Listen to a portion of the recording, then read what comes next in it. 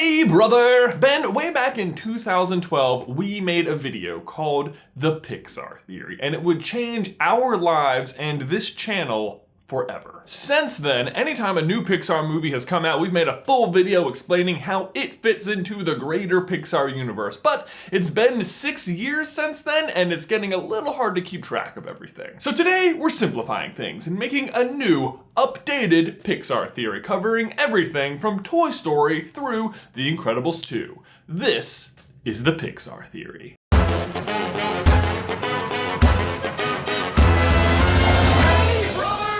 Now, if you love Pixar movies as much as we do, you know that Pixar loves to leave Easter eggs in each of their movies as little nods to their other projects. But what if they weren't just little nods? What if instead they were clues? Clues that every movie actually takes place in the same universe. That is the Pixar theory. The idea that every Pixar movie is actually taking place on one giant timeline and telling one huge story. And as ever, I want to point out up front that we did not invent the Pixar theory. It was introduced to the world by a man named John Negroni, who has even written a book about it now. And since then, of course, the internet has gone crazy with it, and there are tons of different versions and interpretations of the Pixar out there, but what you're going to hear today is simply our version, what we have come to accept as canon for the Pixar universe here at SuperCarlinBrothers.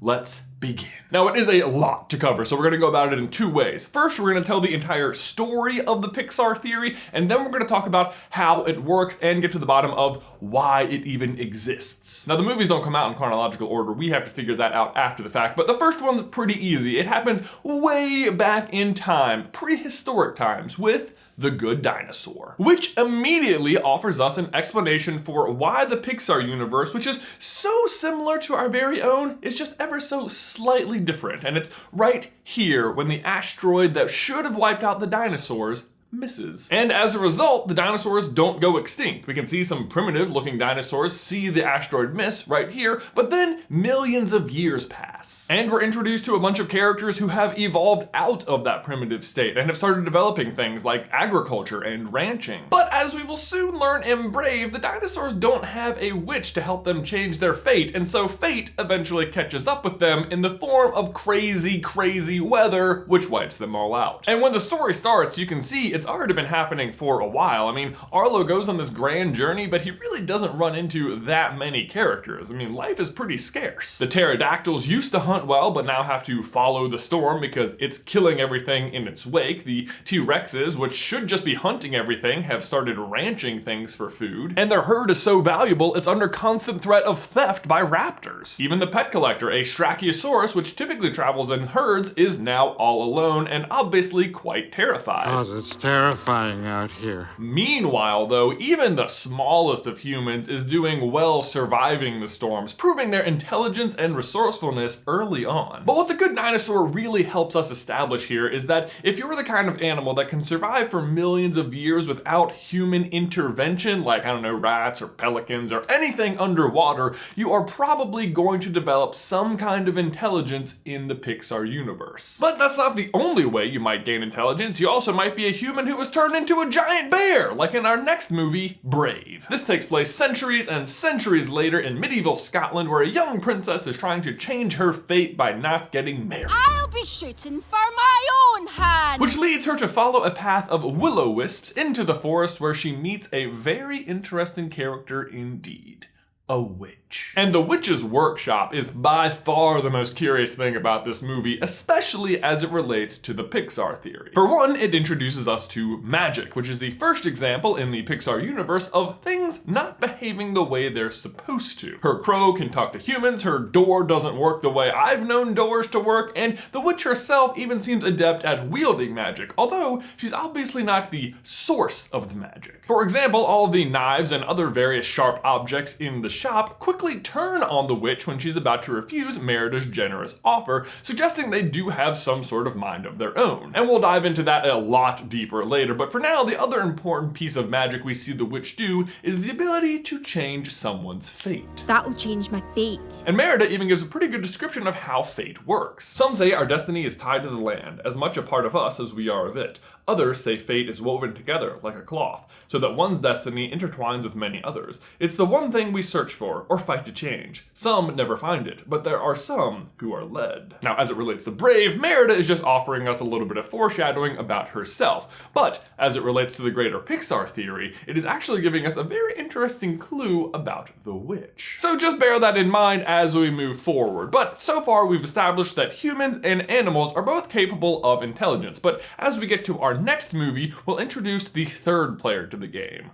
the machines. And the power struggle between these three groups, animals, humans, and machines, will pretty much define the middle section of the theory. And I use the word power struggle pretty loosely here because no one's really ever trying to be in power, it's just that different groups rise into it, often at the cost of the others. And honestly, for the animals, their ship sailed with the dinosaurs. They are never really gonna rise back up. For now, let's focus on the introduction of the machines, which happens in The Incredibles, taking place somewhere in the 1950s or 60s. Here we are introduced to the supers, the peak of human existence, who live in a world of constant crime and danger and who do their best to fight it until one day they're outlawed. But not before Mr. Incredible, the very best of all of them, offends his biggest fan, Buddy Pine, aka Syndrome. He does not take it well and spends the rest of his life developing technology that will help him kill the supers so that he can pretend to be one. Slight hiccup, however, the AI he creates to defeat the supers also turns out to be smart enough to defeat him. And although the Incredibles step in and defeat the Omnidroid and kill Syndrome, the damage has been done. Syndrome has introduced artificial intelligence into the world. And this will mark the end of the humans in terms of power, but it will take quite some time, because the machines won't take control right away. Instead, for the next few movies in the timeline, we're going to see the animals continue to get smarter while the humans remain in the driver's seat. Well, except for that one time Dory drives a truck off a cliff. Next up are the Toy Stories, Inside Out, Up, Ratatouille, Finding Nemo, and Finding Dory. Finding Nemo gives us a glimpse back into the world of the animals, and especially undersea, they have been left alone for quite some time and, as a result, have developed quite a bit of intelligence. I mean, they have school systems, traffic lights, and a real estate market, I guess. A lot of other clownfish had their eyes on this place. You better believe they did. And not only that, we see a lone fish successfully circumnavigate the ocean to locate his son, and a separate group of fish successfully overpower a human. While another human looks on reading his Incredibles comic book. I mean, obviously he missed out on that Buzz Lightyear on the ground. What are you doing, kid? Jeez. But not all the animals are out to fend off the humans. Remy the rat in Ratatouille becomes the greatest chef in the world, which is pretty significant because up until that point, cooking was exclusively a human activity. Although to be fair, Remy is sort of the exception to the rule. His father sees humans as the enemy and even names them as such, and he's not wrong. Eventually that's going to be very true. But the information about Remy being a spectacular chef, while mostly kept secret from the public, is known by 4 people at the end of the movie: Colette, Linguini, Anton, and Chef Skinner, who promptly blabs to the press about it. And while most people are obviously grossed out by the rats in the kitchen, a clever person may have noticed that it coincided with renowned critics Anton Ego's stunningly wonderful review of Gusteau's and put 2 and 2 together. So, do we ever see anyone else being served food by animals? Epsilon is the finest chef I've ever had. Ah, Charles Muntz, the man literally waging war on animals in the Pixar universe, or maybe just a single animal to be more specific. A prehistoric animal, I might add, which per the Pixar theory you'd expect to be extremely intelligent, and indeed, Kevin is, successfully evading capture for 70 plus years. And Kevin's not just evading anyone, she's evading Charles Muntz, a guy clever enough to realize the potential of his dogs and invent collars that let them talk to him. And again, this totally fits. Animals like fish or rats or Kevins have gone largely ignored by humans and as such have developed intelligence naturally, whereas dogs like Buster we see in Toy Story have not. But Muntz has found the bridge between the two groups and as a result has like hyper intelligent dogs capable of, as we said, cooking food or I don't know, piloting planes. Man, Up is a weird movie sometimes. I guess mostly I don't notice it because I'm watching the movie through so many tears. years. But Up does introduce some other important aspects of the Pixar theory. Most importantly, BNL, the faceless face of the machines. Let me explain. BNL, aka By and Large, is the company at the beginning of the movie forcing Carl to move out of his house. They are the faceless brand, that's the word I was looking for, of the machines on their rise to power. Yes, for now they have physical humans working for them, but I mean, do you think it's any coincidence that this guy looks like an agent from the Matrix? Coincidence? I think not!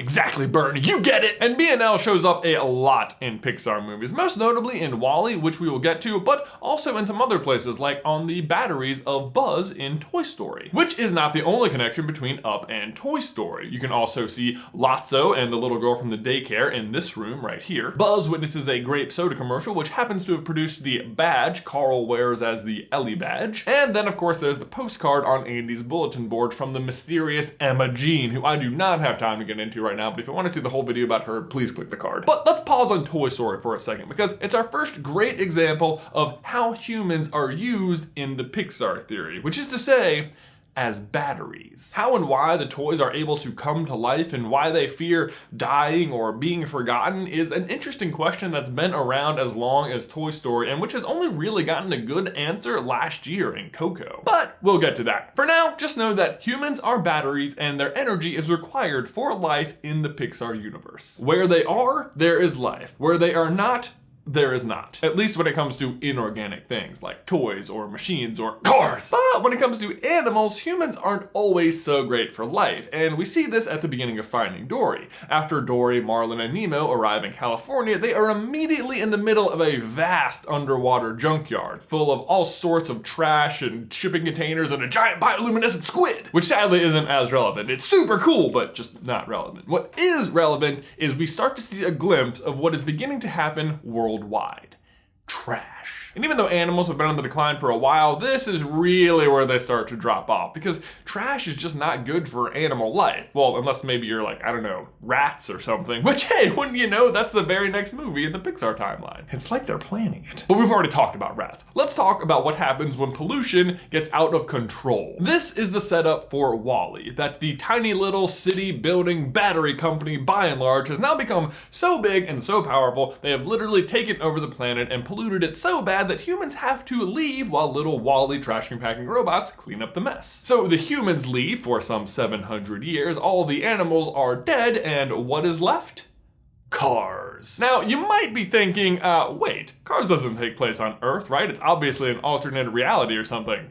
Right? But no, it is definitely the same planet Earth the humans were on. For one, it has all the same places that our planet Earth has, and we get to visit a lot of them in Cars too. But so the question is, why are the cars coming to life? Why are their names so similar to people we know from our time? Why do they have their own timeline? Like, if the Cars movies take place during the 700 years that the humans are gone, then how on earth do they have things like the 1950s? I mean, even if they started their own timeline, that's way too many years. Are they still artificial intelligence? Are they products of By and Large? No. BNL's goal is never to create a race that inhabits the planet. Instead, their goal is to control the humans with consumerism and capitalism, and that means treating them as comfy as possible at any cost. I mean, just look at how they're treating everyone on the Axiom. It's an interesting shift from the AI's first encounter with the humans with the Omnidroid. It's like they realize the better way to control them is just to pamper them into death. Hashtag pampered to death. And of course, what the machines get from it is the human energy, which again, we're going to talk about later. Which brings us back to the cars, which aren't coming to life via AI. Instead, it's very similar to the way the toys come to life, or the way the monsters will later fuel their cities, with human energy. It's similar to the toys, but with a few key differences. Obviously, the cars aren't coming to life while the humans are still around, and unlike toys, they are still cars, so they do need fuel to operate. Also, unlike toys, cars are not designed as something to be brought to life by a child's imagination. It's easy for a child to give personality to a cowboy, or a slinky dog, or a walking rearrangeable potato, but it's less obvious for cars, and thus they don't have built-in personalities. So instead, the cars are are actually taking on the personalities of their old owners, complete with their memories, but remembered through a carified lens. It would also appear that the cars wake up, if you will, in the same order in which they were cared for, which helps explain why there continues to be new generations of cars as the series progresses. In fact, we even get a hint as to when the real Lightning McQueen must have been alive based on the band-aid this truck driver is wearing in Finding Dory. But the real big important note from Cars 3 that helps draw Cars into the entire Pixar theory is one little line from Cruz when she's driving on the beach. I didn't want to hit a crab. I'm sorry, what? Hey, it was cute. Is this an animal that isn't a car in this world? I thought all the animals had died off, but no, there's crabs? Okay. It's seriously like they're planning this stuff because this fits perfect. Do you remember back in Finding Dory, that junkyard scene? Well, guess what happened to be thriving amongst all the trash? Crabs. So it should be no surprise that even though the humans have vacated the planet, they have survived through the pollution and into the world of Cars. But wait, I hear you saying. When we start out in WALL-E, the planet is way more polluted than we see in Cars. There's tons of plant life for the Eves to be going down and reporting back with. Agreed, 2 excellent points, but both are actually pretty easily explained. First of all, the humans may have had to leave way before the planet looks like the way we see it in WALL-E. And second, it's possible that the Eve drones are specifically being sent to areas that have been vastly polluted to see if life has returned and is capable of being lived in again. But really, it doesn't matter because the AI is determined not to return home. Even if the Earth was 100% clean and the Eve drones were coming back time after time with vegetation,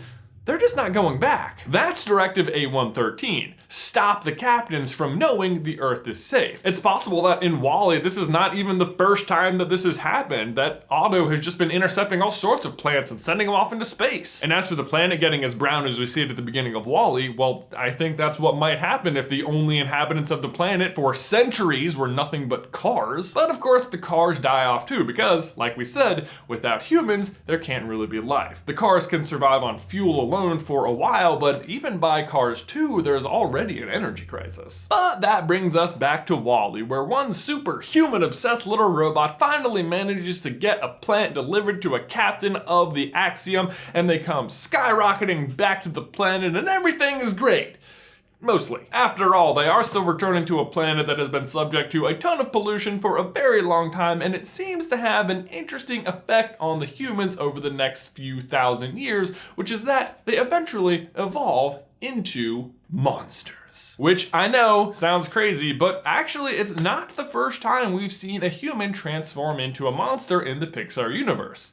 Jack anyone? Now, Jack can of course do it on denied cookie demand, but it does reveal that humans have the potential to make this kind of change under the right circumstances. But guess what the monsters are suffering from, guys? Say it with me, an energy crisis. And so what are they having to harvest to run their cities on?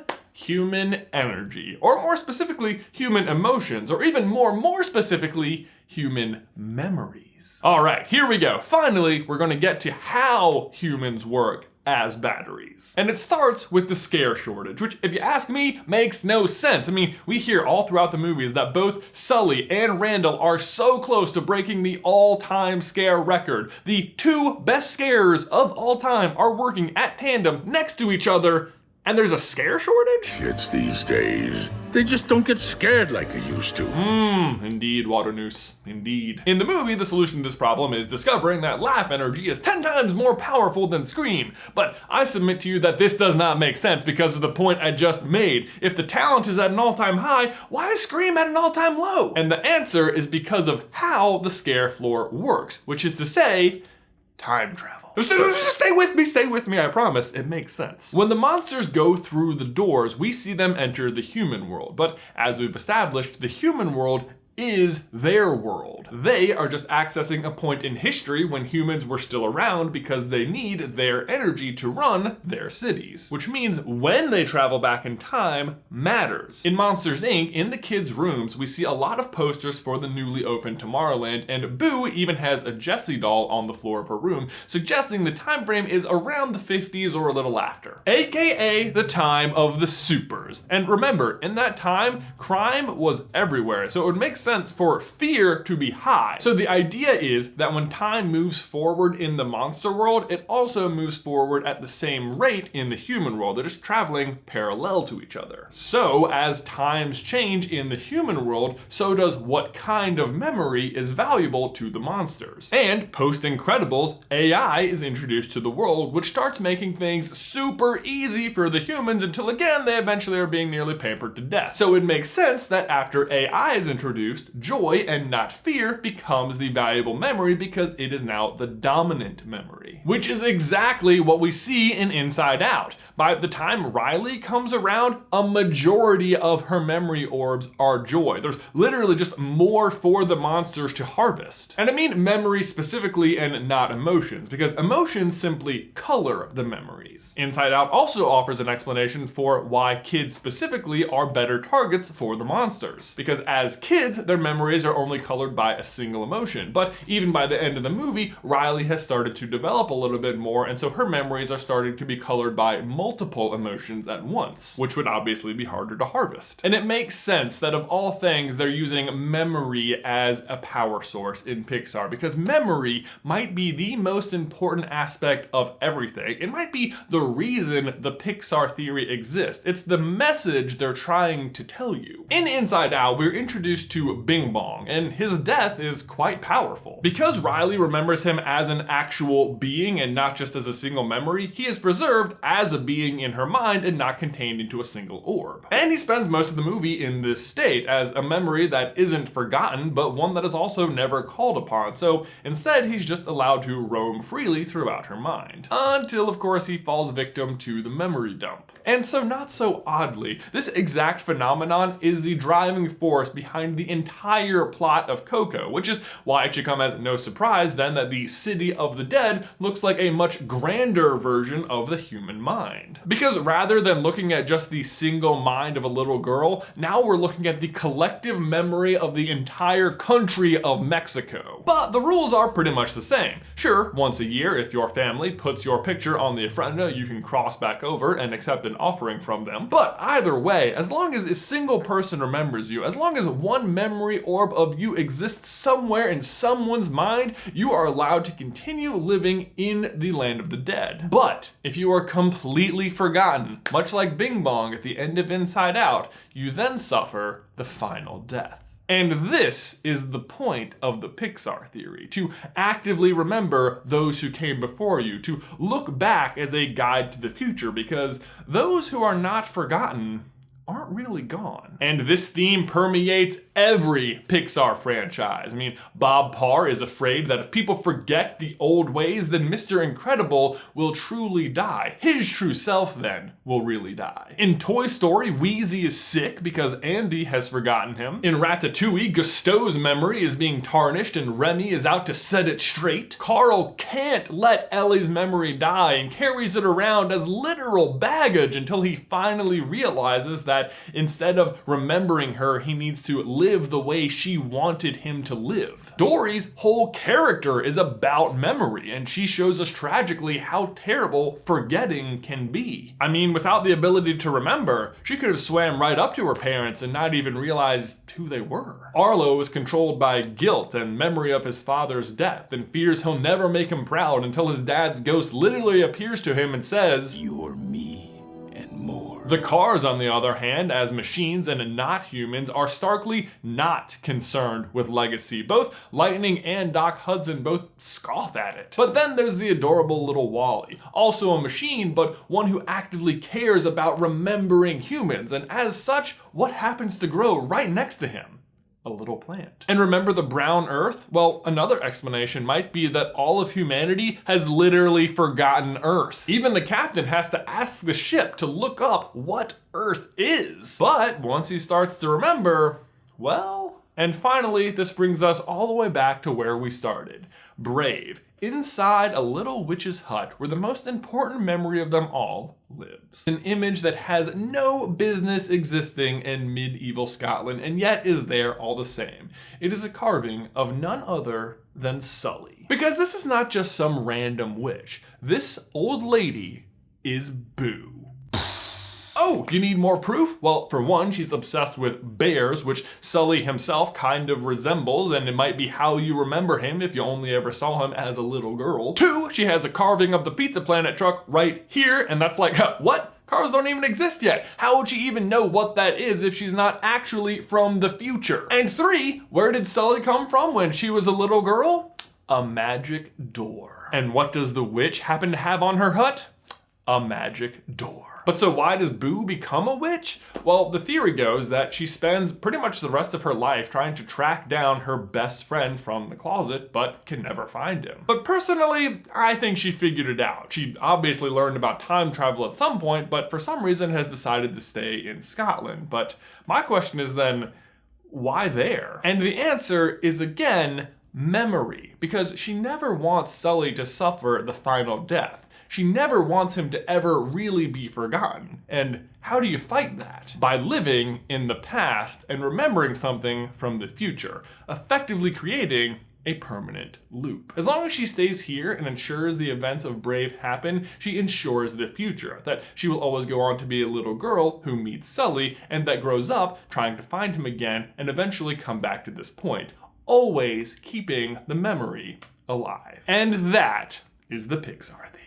Ben, my question for you and everyone else is, what is your favorite Pixar movie? Let me know in the towel section down below. Thanks to the Pixar Theory, for the last 6 years, YouTube has been our playground, and to celebrate, we've made brand new YouTube is our playground hoodies available now at SuperCarlinBrothers.store. Guys, thanks for watching. As always, please remember to leave a like on this video if you haven't, and subscribe so you don't miss any future Pixar action from us. If you want to see the truth about Andy's dad, you can check out this video right here, or if you want to see how the Incredibles might actually be living in Syndrome's house in Incredibles 2, you can check out this video right here. But Ben, that's all I've got for you today, man. I will see you in another life, brother. Oh, also, there was a colony of ants at some point. You can pretty much put them in wherever you want because they don't make a huge difference in the overall story.